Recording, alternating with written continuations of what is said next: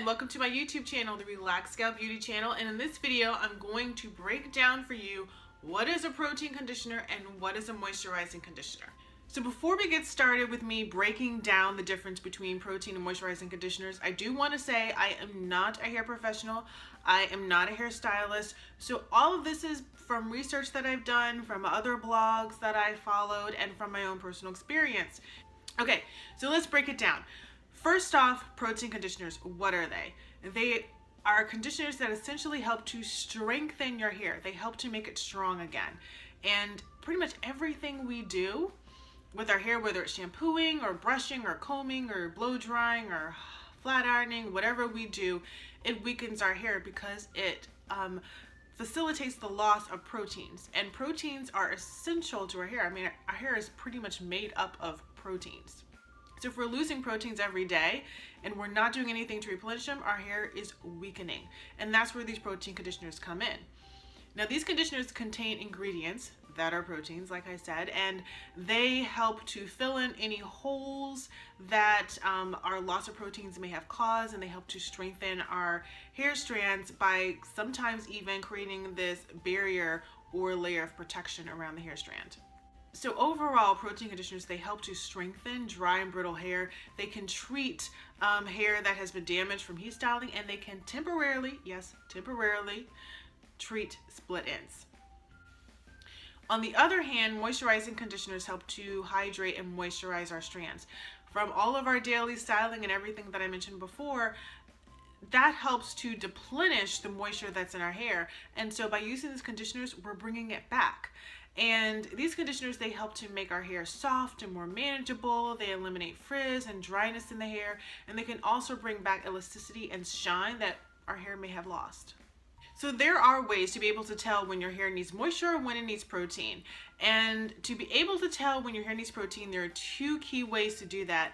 And one is when you are experiencing hair breakage and your hair is breaking no matter what you do or how gentle you are with it. It doesn't matter if you treat it with kid gloves, the hair is breaking. That's when you need some protein.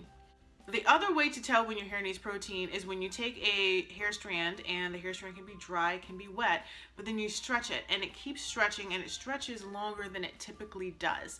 And then it breaks. That's when you know that your hair is lacking some strength, it's lacking protein. So when it comes to moisture, it's kind of a little bit of the opposite of protein. So your hair is dry and brittle when you are lacking moisture. And that is a good key way to know, like, hey, I need to use some moisturizing products or moisturizing conditioner. Another sign is that when you take your hair strand and you stretch it, well, it actually doesn't stretch. It just breaks. That means your hair is too hard, it's too dry, it's too brittle, and you need to add some moisture into your hair to add some elasticity back to it. Now, while moisturizing and protein conditioners are great, you want to make sure that you don't overdo it with either one of them. Because yes, too much of one or the other can be a bad thing. So if you have too much protein, your hair will feel dry and brittle and will be very easy to break. And then this is basically known as protein overload. So you have overloaded your hair with protein, or your hair is just overloaded with protein. And you can stop this overload by using a moisturizing conditioner or moisturizing products to help balance everything back out. If you have moisture overload, it's kind of almost the opposite, where your hair will feel really soft and mushy and just ugh. And that's when you know you don't have any protein in your hair. Your hair needs some protein badly. And so then you would also then go and balance it out by adding some protein to your hair regimen. And depending on your hair, to create that balance, you may need a little more moisture than protein, or you may need a little more protein than moisture. That's something that you can determine over time as you're spending more time on your hair. And even if you go to a stylist, if there's a stylist you know and trust, you can go to them and they can help you determine which one your hair is needing at that point, and even help you to figure out how to create that balance that's perfect for your hair. Now that we know what a protein conditioner is and what it does, and what a moisturizing conditioner is and what it does, you may be wondering, okay, I know what they do. I may have even figured out which one I need to use for my hair, but how do I know which is which? How do I find them? Well, if you go to the hair care aisle, it can be pretty daunting, but there are some things that I like to look for when I'm looking for a moisturizing or a protein conditioner. Okay, with a protein conditioner, it's not always easy to find them. Some of the things that I look for in a protein conditioner are whether it says it's a strengthening conditioner. A lot of times that is a quick, easy indication that it is that has proteins in it and it's a protein conditioner. Another thing that I look for is I will look at the ingredient list and see what's in the ingredient list.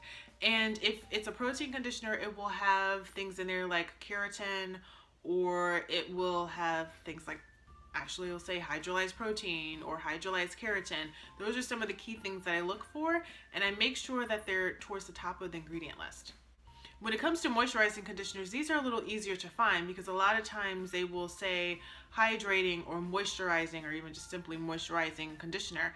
And those are things, that's what I look for. One thing that I will caution is that sometimes they will say that they're moisturizing, but they actually contain some proteins in them. So if you're trying to get something that's truly a moisturizing conditioner, you may want to look at the ingredient list. So that's it in a nutshell. Hopefully this video was helpful for you, even though, as I said, I'm not a hair care professional and I'm just giving you my own personal experience. But hopefully this breakdown was helpful for you. And if it was, please like this video, please share it, and you can also subscribe to my channel. And I thank you for watching the Relaxed Scalp Beauty channel and hope to see you in my next video.